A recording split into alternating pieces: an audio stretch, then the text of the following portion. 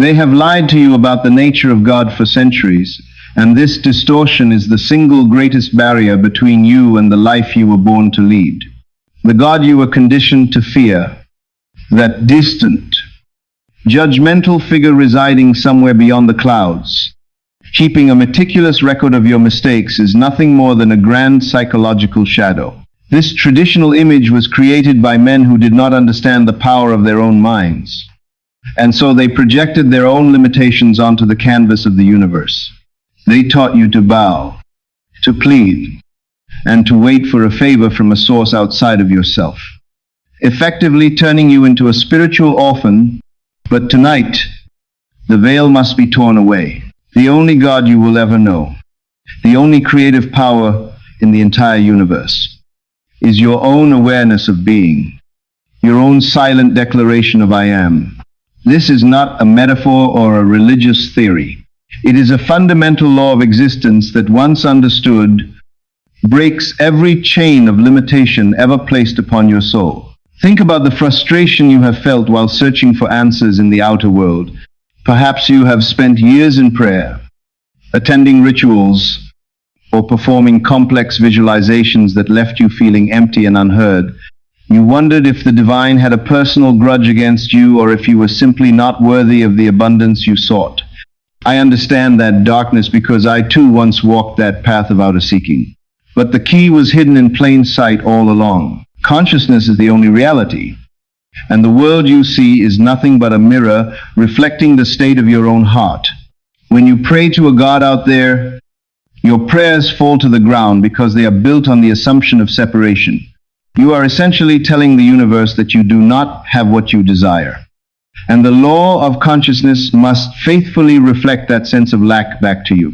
The moment you realize that the Creator and the created are one, the dynamic of your life shifts from begging to commanding. Let us look deeply at the most profound revelation ever given to humanity, which occurred at the burning bush. When the question was asked regarding the name of the divine power, the answer was not a complex title or a distant deity. It was simply, I am that I am. This is the eternal name of God, and it is the very name you use to identify yourself every single day. Before you were given a name by your parents, before you had a job, a nationality, or a history, you simply were.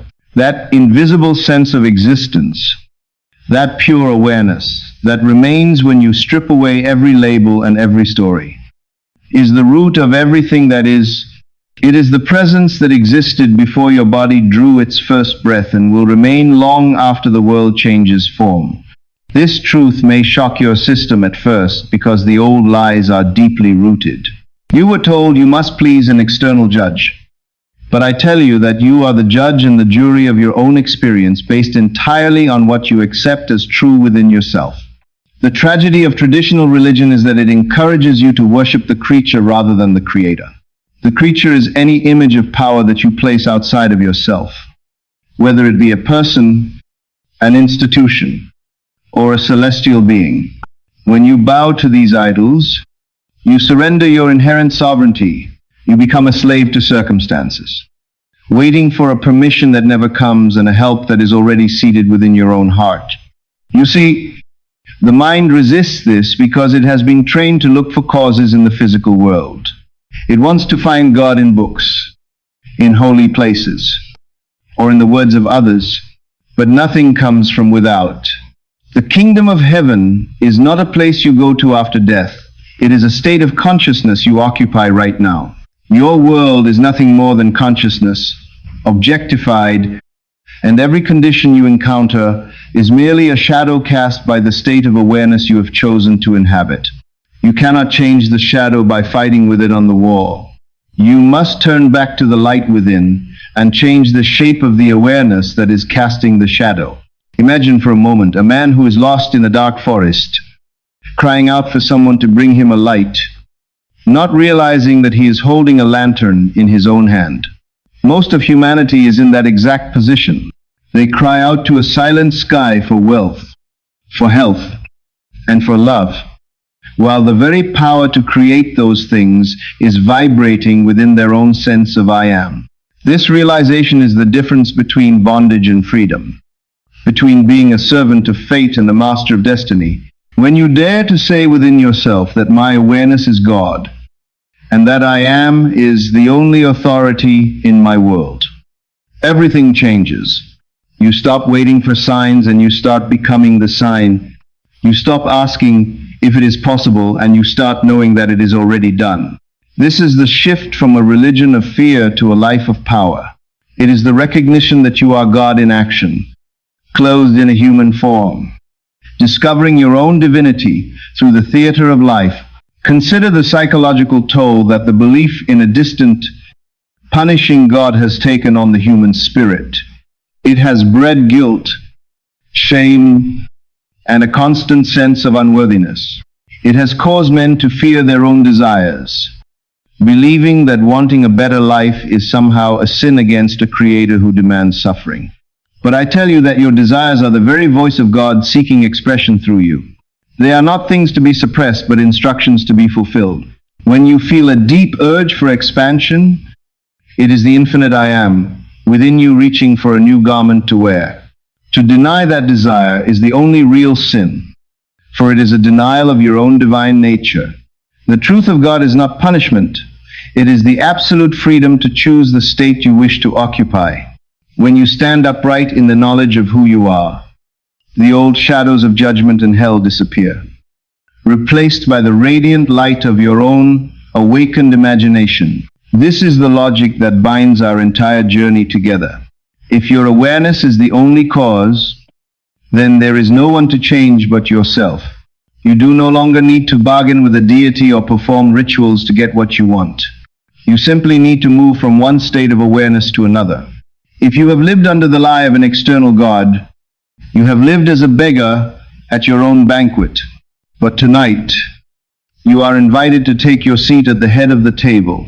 You are the operant power of your world, and the mirror of reality must obey the truth of who you assume yourself to be. As we move forward into the practical application of this law, hold this truth close to your heart. You are not a small, weak creature at the mercy of chance. You are the eternal I Am, and the world is your stage. The chains are already broken. You only need to realize that the door to the cage was never locked. You are free because you have discovered the source, and that source is your very own consciousness. This part 1 serves as the necessary foundation for everything that follows, without tearing down the false idols of the past. You cannot build the glorious structure of your future. We had to touch or strip away the layers of religious conditioning to reveal the pure gold of your true identity. As you listen to the sections that come after this, remember that they are all logical extensions of this one great truth, the law of assumption, the art of living in the end, and the power of revision only work because your awareness is the ultimate reality. If there were a power outside of you, these techniques would be useless. But because you and the Father are one, your imagination is the word of God that never returns void. Carry this majesty with you as we step into the mechanics of how to use this divine power to reshape every corner of your life. You are moving from a world of shadows into a world of light. And the journey begins the moment you accept that I Am is the only God you will ever need to know. Now that we have established that the true God is your own awareness of being, and that the sacred name I Am is the foundation of all creation, we must move into the mechanics of how this power actually operates in your daily life through the law of assumption. This law is the heartbeat of the universe and the exact science of how the invisible becomes visible. Most of the world lives in a state of constant reaction, believing they are victims of a fixed reality that exists independently of them. They look at a bank balance, a medical report, or a broken relationship, and they say this is the truth. But I tell you that what you call truth is only a temporary shadow cast by a past state of consciousness. To understand the law of assumption is to realize that you do not attract what you want. You always attract what you are. The world is a grand, impartial mirror that has no power to act on its own. It can only reflect the image of the person who stands before it. If you do not like the reflection, It is an exercise in futility to try and smash the mirror or rearrange the glass. You must change the face you are presenting to it. You must leave the mirror and change your inner state. And the law of assumption is the vehicle for that transformation.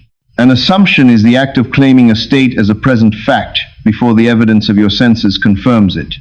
It is the spiritual audacity to say, I am that which I desire to be, even when your current environment screams that you are not. The world will tell you to be realistic, to wait for things to change before you feel different. But the law is reversed. You must feel different before things can change. This is where the power of feeling becomes the master key. Feeling is the secret, because it is the language of the subconscious mind. You may repeat 1,000 affirmations a day, but if you do not feel the reality of the words, they are nothing more than empty vibrations hitting the air. The subconscious is the womb of creation, and it does not respond to logic, debate, or even your most desperate pleas. It responds only to the feeling of conviction. When an idea is felt as real, it is immediately accepted by the subconscious and begins its journey toward manifestation. To assume a state is to clothe your I am in a new garment. If you assume the feeling of wealth while your pockets are empty, you are planting a seed in the fertile soil of your consciousness. The soil does not ask if the seed is a lie or if you are worthy of it. It simply receives the impression and begins to reorganize the entire universe to bring forth the harvest. Consider the profound implication of the truth that everyone you meet is none other than yourself pushed out. This means that every relationship, every encounter, and every conflict you experience is a reflection of an inner conversation you have been having with yourself.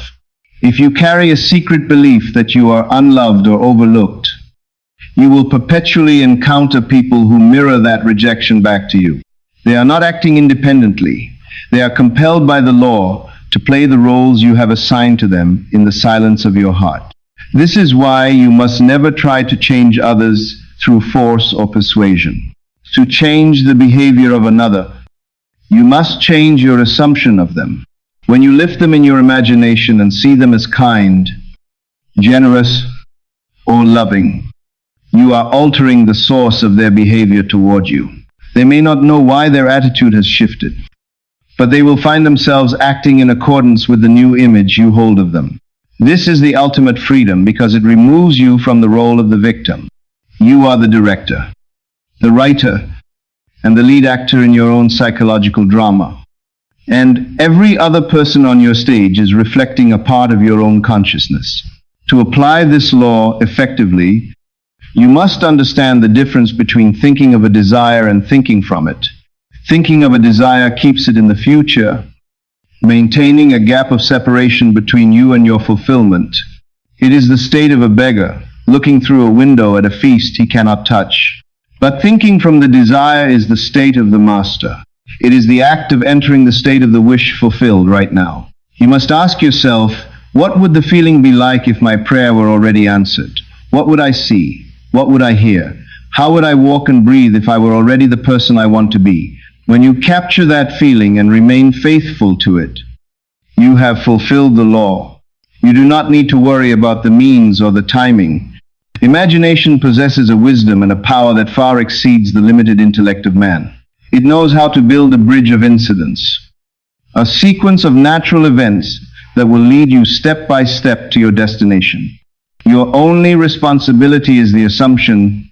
Your only work is to remain loyal to the unseen reality until it becomes a fact in your world. This process requires a disciplined mental diet. Just as you are careful about the food you put into your body, you must be infinitely more careful about the thoughts and feelings you allow to reside in your mind. Most people allow their inner speech to run wild with complaints, fears, and rehearsals of failure. They affirm wealth for 5 minutes in the morning and then spend the remaining 15 hours of the day arguing with themselves about their poverty. This inconsistency is why many fail to see results. The law is exact and mathematical. It responds to the dominant state of your awareness. You must water your assumption with the feeling of naturalness. If a state feels strange or forced, It has not yet been accepted by the subconscious.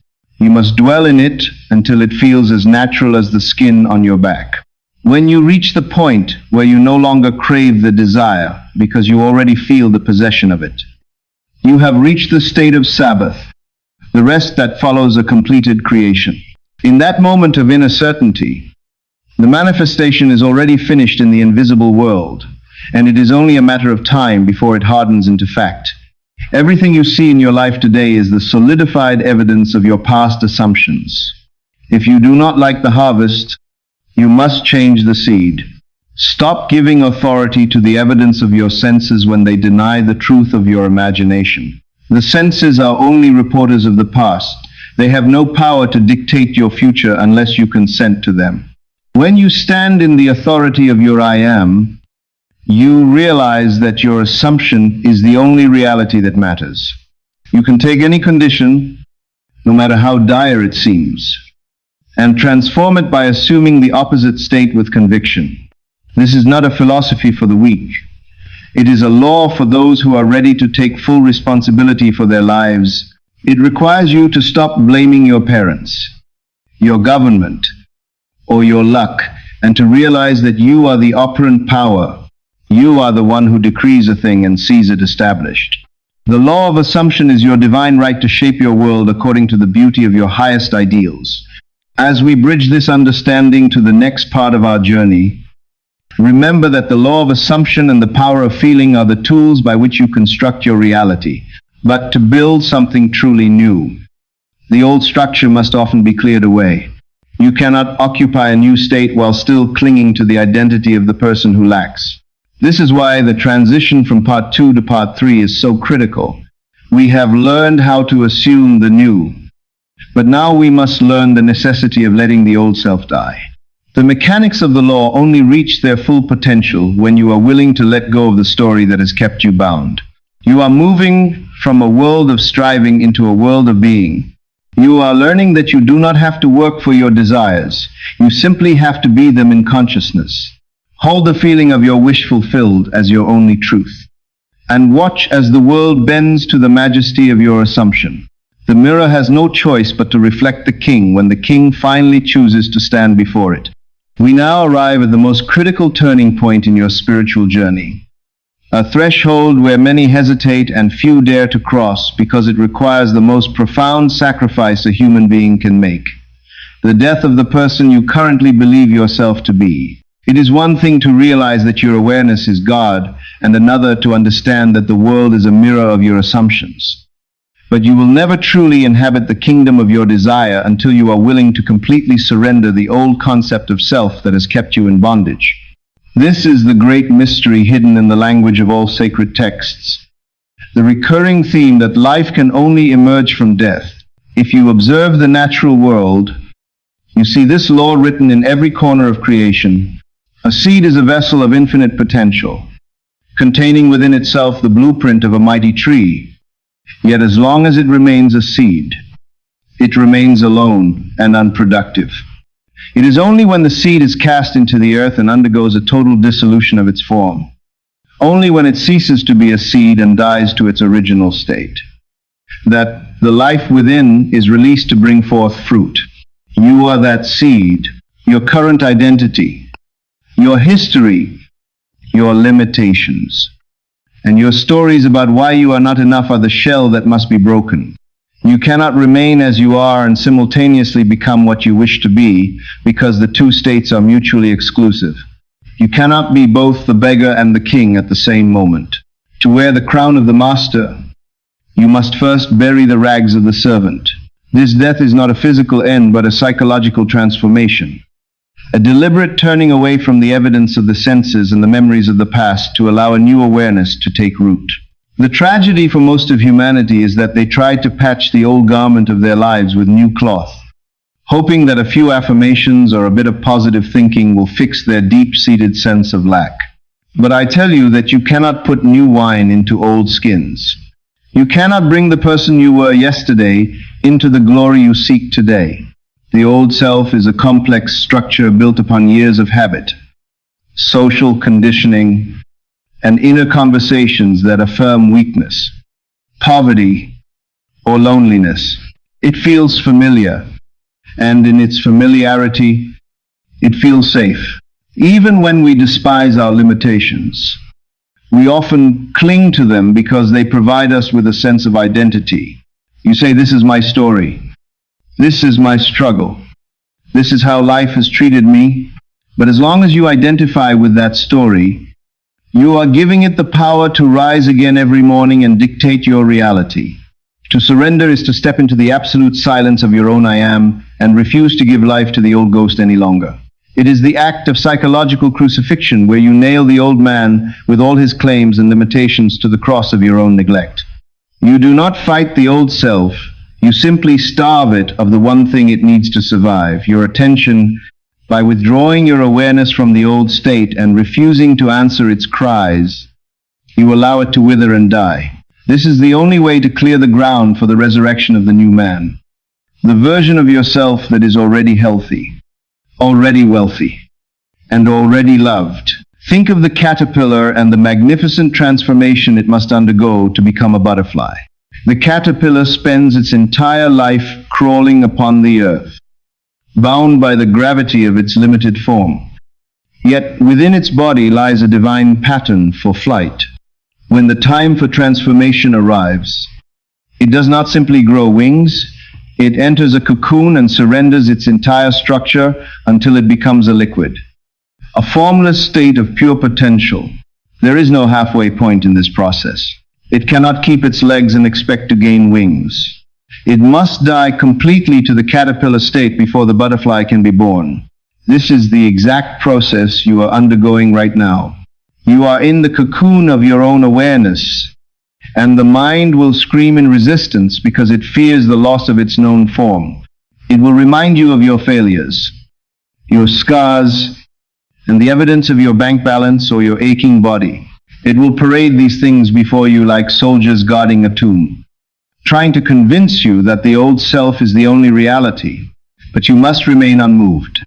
You must have the spiritual courage to say that that version of me is dead. It no longer exists in my consciousness, and therefore it has no power to exist in my world. The death of the old self is the ultimate test of your loyalty to the unseen reality of your I am. If you are willing to let the old identity dissolve into the formless liquid of pure awareness, then and only then can the wings of your imagination open to carry you into the life you have assumed. The reason so many fail in their application of the law is that they are afraid of the vacuum that death creates. They want the new life, but they want to keep the old one as a backup plan. They pray for wealth while still identifying as a person who struggles with bills. They seek love while still carrying the internal dialogue of the rejected. But the law of consciousness is exact and mathematical. It respects only states, and it cannot reflect a state that you have not fully occupied. You must be willing to walk through the valley of the shadow of death, which is the interval between the burial of the old concept and the hardening of the new assumption into fact. In this interval, the world may look empty, and the senses may mock you, but you must persist in the conviction that the old man is buried. Do not go back to the tomb to see if he is still there.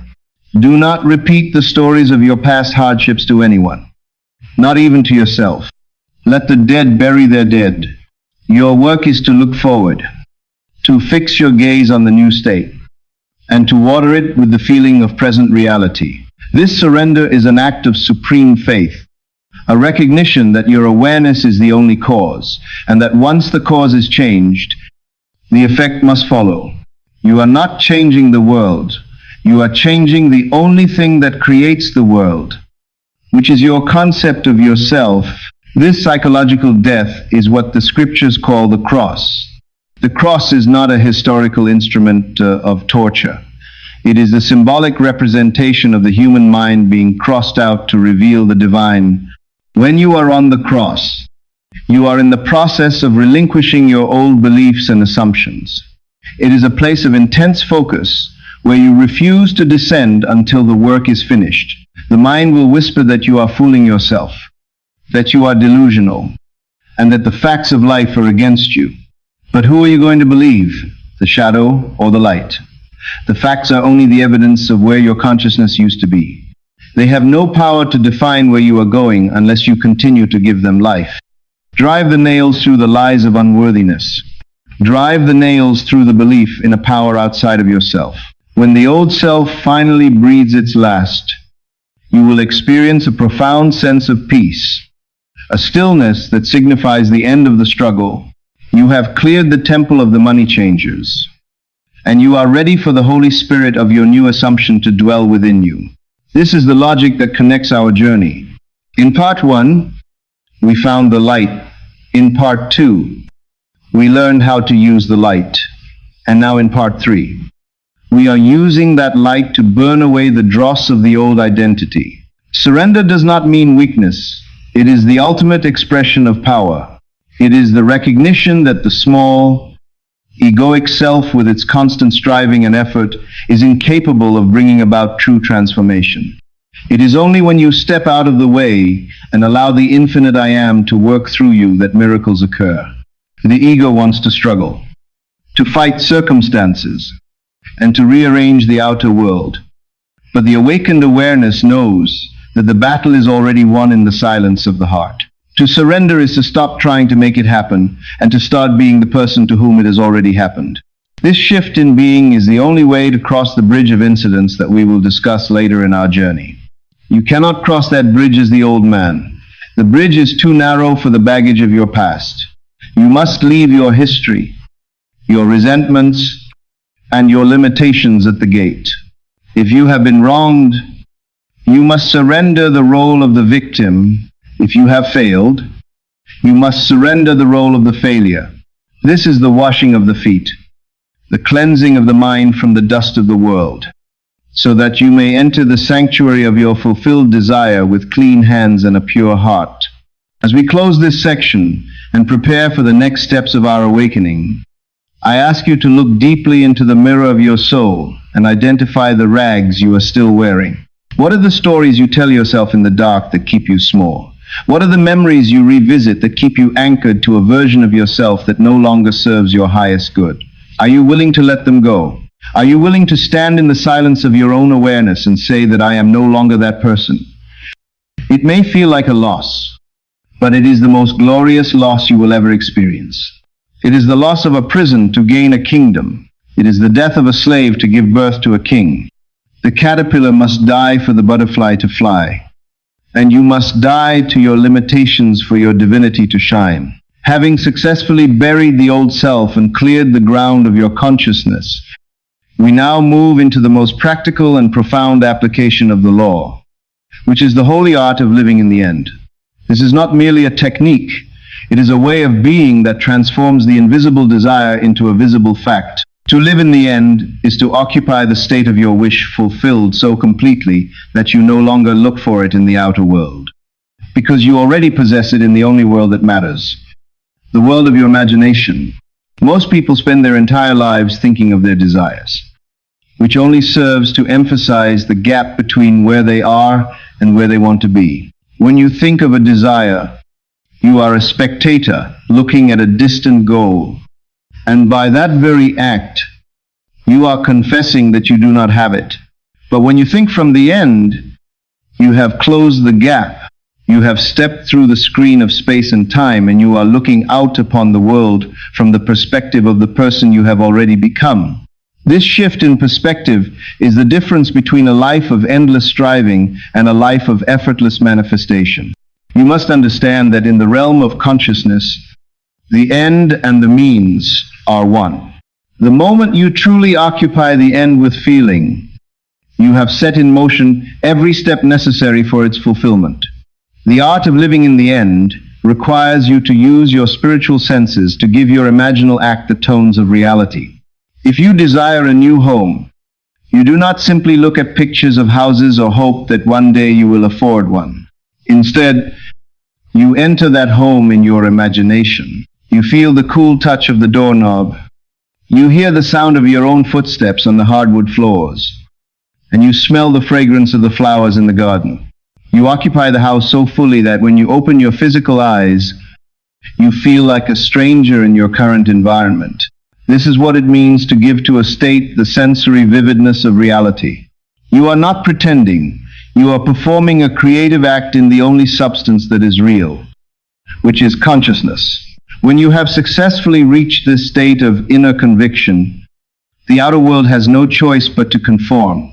It may take a day, a week, or a month, but the harvest is certain because you have planted the seed in the womb of the subconscious, and the subconscious never fails to bring forth what it has conceived in feeling.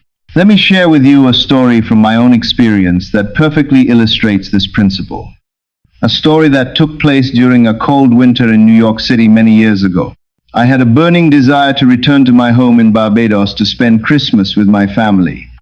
But to the senses, it was an impossible dream. I had no money. I had no job. And I certainly had no way to afford a steamship ticket. I went to my friend and mentor, Abdullah, and told him of my desire. He looked at me and said with absolute authority that you are in Barbados. At first, I did not understand. I told him that I was standing in a room in New York, and it was freezing outside. He replied by saying that you are already in Barbados, and you went there by the way of your father's house. He instructed me that as I walked the streets of New York, I was to assume I was walking the streets of Bridgetown. When I went to sleep at night, I was to feel that I was sleeping in my father's house in Barbados, smelling the tropical air and hearing the waves of the ocean. For weeks, I followed his instruction faithfully. Every night, I fell asleep in the state of being in Barbados. I felt the warmth of the sun and the love of my family. However, as the days passed and the deadline for the last ship approached, I began to doubt. I went back to Abdullah and tried to explain that I still didn't have a ticket. He simply turned his back on me, walked into his room, and slammed the door, saying that you are in Barbados and you are already there. He refused to discuss the means because to discuss the how is to deny the end. He knew that if I truly lived in the end, the means would take care of themselves. Then, on a morning just before the ship was to sail, a letter arrived from my brother. In it was a draft for $50 and a ticket for the ship, with a note saying that the family wanted me home for the holidays. I did not have to struggle. I did not have to beg. And I did not have to find a way to make it happen. The law, once set in motion by my assumption, created a bridge of incidents that led me perfectly to my destination. I sailed to Barbados not because of luck, but because I had first arrived there in my consciousness. This story is a testament to the power of remaining loyal to your end, regardless of what the world tells you.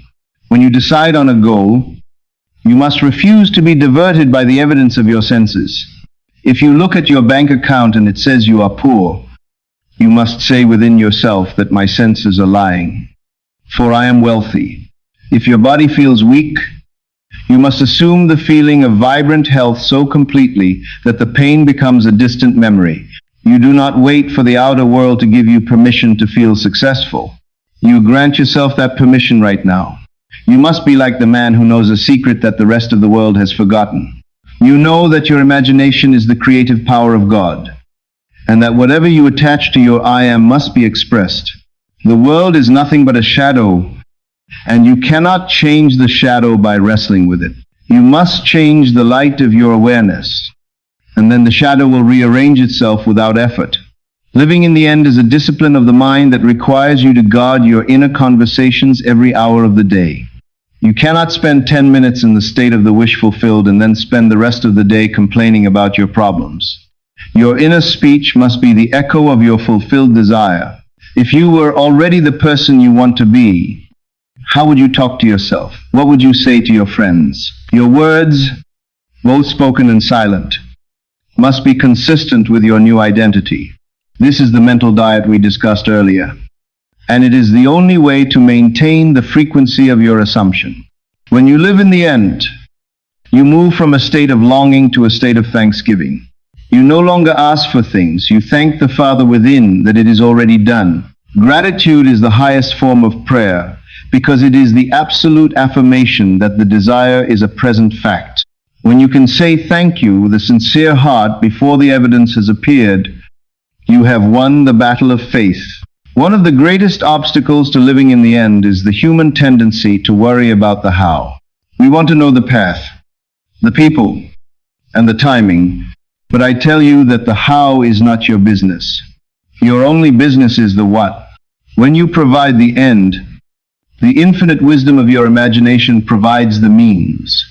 If you try to plan the way, you are limiting the law to your own narrow understanding.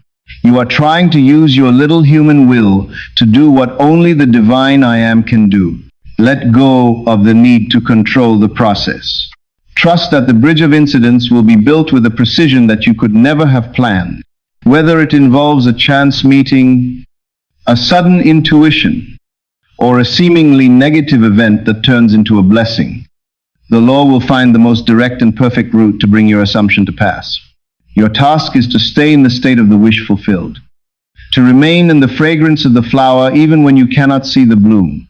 The beauty of this law is that it applies to every area of your life, from the smallest detail to the greatest ambition.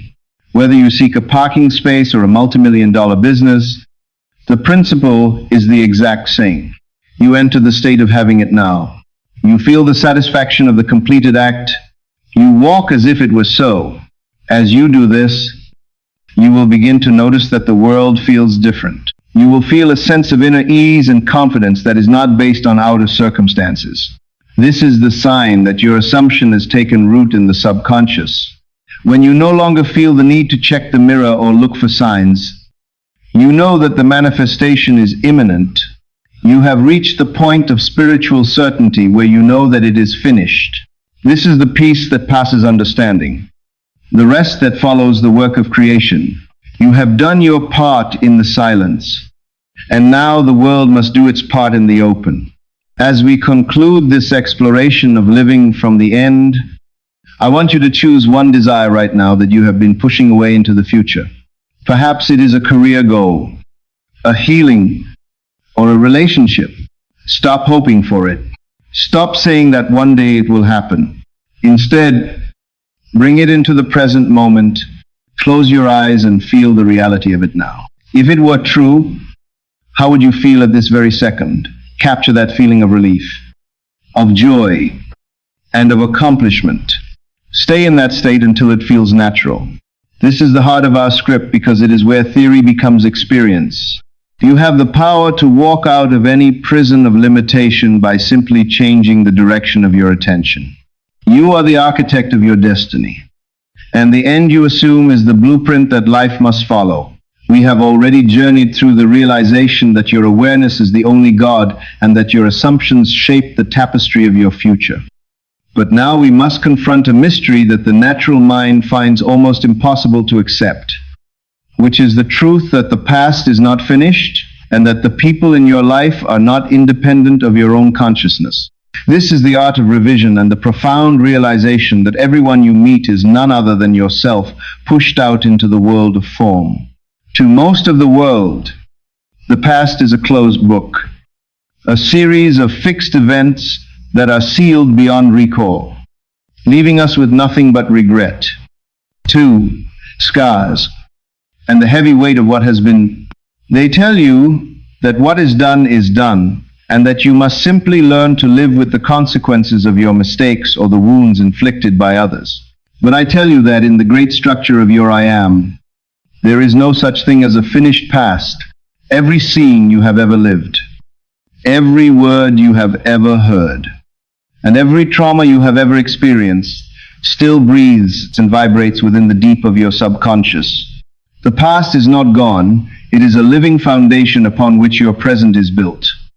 And because it exists in consciousness, it is entirely subject to your imagination. To revise is to exercise your divine right as the redeemer of your own life, going back into the silence of your mind to rewrite the script of your history so that it aligns with the glory you wish to see today. When you practice the art of revision, you are not merely engaging in wishful thinking or daydreaming about what might have been. You are performing a radical spiritual surgery that alters the very vibration of your existence. At the end of each day, before you drift into the state akin to sleep, you should review the events of the day. If any scene was unsatisfactory, if any conversation left you feeling diminished, or if any news brought you distress, do not accept it as final. Instead, you must seize that scene in your imagination and replay it exactly as you wish it had occurred. If you received a letter of rejection, rewrite it in your mind as a letter of enthusiastic acceptance. If you had a harsh argument with a loved one, go back to that moment and hear only words of kindness and see only expressions of love. You must repeat this revised scene with such sensory vividness and emotional intensity that it takes on the tones of reality. When the revised scene feels more real than the original event, you have successfully planted a new seed in the womb of the subconscious. The law of consciousness is so precise that once the revision is accepted as fact, the outer world must rearrange itself to reflect this new past. I have seen this proven countless times, such as the story of a woman who had not spoken to a dear friend for many years due to a bitter quarrel. She carried the weight of that silence for a long time. But one night, she decided to use the art of revision. She returned to the scene of the conflict in her imagination, but this time, she heard laughter instead of shouting, and she felt the warmth of a hug instead of the coldness of a departure. Within a few days, a letter arrived from that very friend, written with such affection that it was as if the quarrel had never occurred at all. This is the power you hold to wipe away the tears of the past and walk in the light of a restored life. This mastery over time leads us directly to the most staggering truth of all, which is that everyone in your world is yourself pushed out. This means that there is no one to change, no one to fix, and no one to blame but the concept you hold of yourself. When you look at the faces of your friends, your family, your co-workers, and even your enemies, you are looking at mirrors that are faithfully reflecting your own inner state. If you believe people are untrustworthy, you will perpetually attract circumstances that prove you right. If you feel unappreciated, you will find yourself surrounded by people who ignore your value.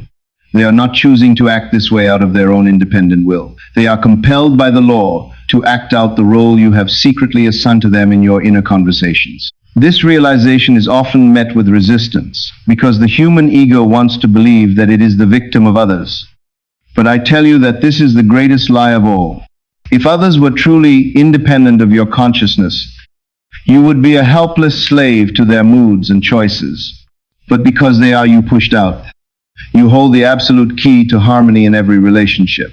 You do not need to argue with them. You do not need to persuade them. And you do not need to seek their permission to be loved. You only need to change your assumption of them within yourself. To transform a relationship, you must first go into the silence and silence the voices of accusation. Most of us carry on mental arguments with the people in our lives, rehearsing their faults and anticipating their negative reactions. Every time you do this, you are planting seeds of conflict that they are forced to express. To change the harvest, you must change the inner speech. You must begin to speak of them in the silence of your heart as you wish them to be. See them as noble. See them as successful. And above all, see them as loving. As you lift them in your imagination, you are lifting yourself. If a man seems to be your enemy, go into the stillness and see him as your friend. Hear him congratulate you on your success and feel the sincerity of his words. Do not look for a sign in the outer world that it is working. Simply remain loyal to the new image you have created. In a way that you cannot possibly devise, his attitude will shift, and he will begin to reflect the blessing you have granted him. This is the true meaning of loving your neighbor as yourself. For there is no other neighbor but yourself wearing another mask. When you bless another in your imagination, you are literally blessing yourself. And when you condemn another, you are only tightening the chains on your own soul. The art of revision is particularly powerful when it comes to healing the wounds of relationships. If you have been rejected or betrayed in the past, that memory continues to act as a barrier to your future happiness. It creates a pattern of expectation that keeps bringing the same pain into new relationships. You must go back to that moment of betrayal and revise it until it is a scene of loyalty and respect. You are not changing the fact that the event happened in the physical world, but you are changing the meaning of that event in the only world that is real, which is your consciousness. By erasing the sting of the memory, you are freeing yourself from the cycle of suffering. You will find that as the past is revised, the people involved often change their behavior in the present. Even if you have not spoken to them in years, they are responding to the change in the source, which is your awareness of being. This is the logic of our entire journey. If I am is the root of all, then everything that sprouts from that root must be under your command. Revision is the process of pruning the vine of your life, removing the dead branches of old grievances, so that the fruit of joy and love can grow in abundance. Think of your life as a grand cinematic production where you are the writer, the director, and the lead actor. If you walked into a theater and saw a movie that you disliked, you would not try to change the images on the screen by screaming at the projector or tearing at the fabric of the screen. You would go to the script and rewrite the scenes, and then you would film a new story. Most people spend their lives screaming at the screen of their relationships, trying to force people to be different through manipulation or guilt. But I tell you that the screen is only an effect. The script is your consciousness. If you want to see love on the screen, you must first write love into your script through your assumptions and your inner speech. If you want to see respect, you must first respect yourself so completely that no other reflection is possible. The world has no choice but to obey the decree of your I am. This is not a theory to be debated. It is a law to be tested. I urge you to take the most difficult person in your life and begin to see them in a new light. Spend a few minutes each day in the silence, seeing them as the person you want them to be. Ignore the evidence of your senses and the history of your conflicts. Persist in this new assumption, and I promise you that the world will bend to your will. As we bridge this understanding to the final part of our journey, you must see that the art of revision and the mastery of relationships are the ultimate expressions of your divinity. You are no longer a creature of time. You are the master of time. You are no longer a victim of others. You are the source of others. This freedom is the preparation for the greater mystery, which is the promise of your total awakening. You have learned to use the law to arrange the shadows of your life into beautiful patterns of success and love. You have learned how to redeem your past and transform your world. But as we move forward, we must look beyond the things of the world and even beyond the relationships of the world to the ultimate union between you and the Father. Every act of revision and every transformation of a relationship is a small step toward the great apocalypse within, where you realize that you and the Father are one, and that the entire drama of life was a means for you to discover your own infinite nature. Carry the power of revision with you, for it is the tool that keeps your temple clean and your spirit free as we approach the final unveiling of the promise. We have traveled a vast and transformative distance together across these hours. We began by tearing down the false idols of a distant, judging deity, and discovered that the sacred name I am is your own awareness of being. We learned the mechanics of the law of assumption, the necessity of the death of the old self, and the holy art of living in the end. We even discovered how to redeem our past through revision and how to see every person in our world as ourselves pushed out. But now, we must ascend to the final peak of this mountain. We must move beyond the law, which gives us things, and enter the promise, which gives us God. For while the law is a magnificent tool that allows you to rearrange the shadows of your life into patterns of wealth, health, and companionship, it is ultimately a schoolmaster. Its primary purpose is to prove to you through experience that your imagination is the creative power of the universe. But there is a hunger in the human soul that cannot be satisfied by shadows. No matter how beautiful or abundant they may be, there comes a moment in every journey where the toys of time lose their luster and you begin to yearn for the source itself. This is the stage where the law makes way for the promise, and the outer man prepares for the birth of the inner Christ. The promise is the grand unveiling, the apocalypse within you that reveals your true identity as the Father. The word apocalypse does not mean the destruction of the physical world, as so many have been led to believe. It means the lifting of a veil. It is the moment when the mask of your human personality is pulled aside to reveal the divine face that has been hidden since before the foundation of the world. Unlike the law, which requires your conscious application and persistence, the promise is a gift of grace. It is an appointment with yourself that was made in eternity and will be kept in time. You do not earn the promise through rituals, study, or moral perfection. You receive it when the shell of your human ignorance has been sufficiently thinned by the practice of the law, allowing the light of your true being to break through. When the appointed hour strikes, the drama of Scripture will cease to be a story you read in a book and will become a biography you experience in your own soul. You will realize that the entire Bible is not history, but a psychological blueprint of your own spiritual awakening.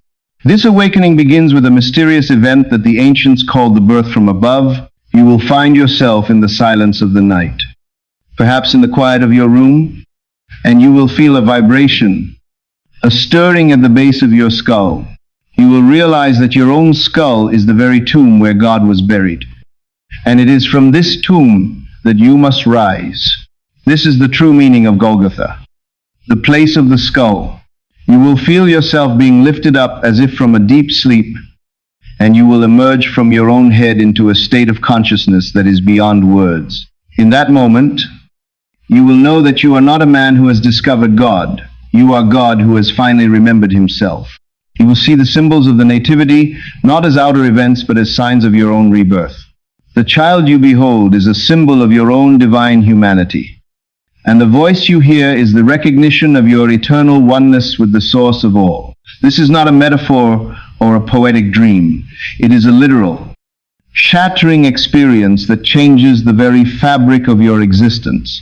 You can never go back to being the small, fearful creature you once thought you were, because you have seen the Father face to face, and the face was your own. This realization of oneness is the ultimate destination of every soul.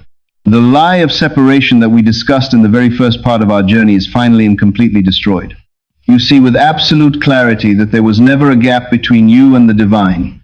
The Father you once sought in the heavens was the very awareness that was breathing in your lungs and saying, "I am all along." You realize that you were the one who wrote the script of your life, the one who chose the limitations and the struggles so that you could experience the thrill of overcoming them and the glory of remembering who you are. This union is not the loss of your individuality, but the expansion of it into infinity. You continue to walk the earth. You continue to play your human roles, but you walk with the quiet majesty of one who knows the secret of secrets. You are the operant power, not because you are trying to make things happen, but because you realize that all things proceed from you. The world no longer has the power to intimidate you, because you know it is but yourself pushed out. A grand theater designed for your own awakening. When you live from the state of the promise, your relationship with the law changes. You still use the law to provide comfort for yourself and others, but you no longer cling to the manifestations as your source of security. You have found the fountain, so you are no longer dependent on the stream. You understand that every gift of the law is temporary, a shadow that must eventually pass, while the promise is eternal. This gives you a level of compassion and forgiveness that the natural man cannot understand. When you see someone struggling, you do not see a victim. You see a brother who is still asleep, still dreaming the dream of separation. You bless them in your imagination because you know that their I am is the same as your I am. You forgive their trespasses because you realize they are acting out of a state of consciousness that they have not yet learned to master. The knowledge of oneness makes it impossible to hold on to resentment or judgment. For to condemn another is to condemn a part of yourself that is still seeking the light, You become a beacon of hope, not by preaching, but by being the living embodiment of the truth that sets men free. The promise also reveals the true meaning of Christ. Christ is not a man who lived and died 2,000 years ago. Christ is the power and wisdom of God awakening as your own imagination. Every miracle attributed to Jesus in the scriptures is a demonstration of what your own imagination can do when it is exercised with faith and conviction. When you heal a relationship through revision, you are Christ healing the lame. When you assume a state of abundance and see it manifest, you are Christ turning water into wine. The entire drama of the gospel is your own psychological journey from the sleep of Adam to the awakening of Jesus. You are the protagonist of the holy book, and every character you encounter is an aspect of your own mind. This realization brings an incredible sense of responsibility and authority. You are no longer waiting for a savior to come from the clouds. You realize that the Savior has been seated in your own heart since the foundation of the world, waiting for you to call upon his name, which is I am. As this inner apocalypse unfolds, you will experience the rending of the temple, which is the opening of your own energy to the Most High. You will feel an ascent of spirit, a rising of consciousness that carries you into the very heart of the divine. This is the moment of total union, where the seeker and the sought become one. You will know that the Father and the I are not two. You will experience a joy that no circumstance can disturb and a peace that passes all understanding. This is the fulfillment of the longing we felt in the beginning of our script, the answer to the frustration of searching for answers in the outer world. The search ends because you have found the only place where God has ever resided, within the silence of your own awareness. You are the promise fulfilled. You are the light of the world. You are the eternal being who has dared to wear the garment of humanity and has now returned to the glory that was yours before the world was. Think of the beauty of this entire kitsch band we have constructed. We started with the darkest lie and ended with the brightest truth. We moved from the fear of a tyrant to the love of a father who is our own self. We learned how to manage the shadows through the law, how to die to the old, to become the new, and how to live in the end until the end becomes the beginning. We learned to revise our past and bless our neighbor as ourselves. And now, we see that all of it was a preparation for this final awakening. The law was the practice. The promise is the realization. Every time you assumed a wish fulfilled and saw it manifest, you were receiving a small sign that you are more than you seem. You were being prepared for the grand revelation that you are the Creator Himself. Do not let this knowledge remain as a theory in your mind. Test it. Prove the law in your daily life so that you may gain the confidence to receive the promise. Use your imagination to bless, to heal, and to create. Walk in the consciousness of being God in action. As we conclude this 90-minute journey, I want you to enter a state of deep gratitude. Not gratitude for things you might receive, but gratitude for who you already are. Speak the name I am in the silence of your heart and feel the majesty of that presence. Realize that this presence is the only reality and that everything else is a passing show. You are free. You have always been free, but you had to dream of bondage to understand the value of your liberty. You are powerful. You have always been powerful, but you had to dream of weakness to discover the source of your strength. You are God.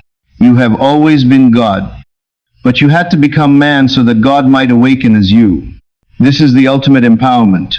This is the message of Neville Goddard, and it is the truth that will carry you through every challenge and into every victory.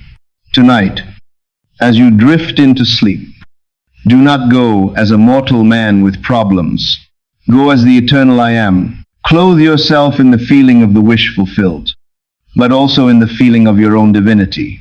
Say to yourself, I and my Father are one, and the Father is my own awareness. Fall asleep in that union, and you will wake up in a world that is transformed. The chains are gone. The veil is lifted, and you are standing in the light of your own creation. Go forth and live as the master you were born to be, for the law is faithful. The promise is sure, and your awakening is certain. Imagination is God, and that God is you. It is finished. The truth has been spoken, and now it resides within you. If this lecture has awakened the I Am in your heart, please honor that awakening by sharing this message with another soul who is still searching in the dark. Subscribe to join our community of awakened creators and like this video to help this light reach every corner of the world. Remember, you are the operant power of your life. Walk in this majesty until we meet again. Thank you for being here, and may your wish fulfilled be your constant companion.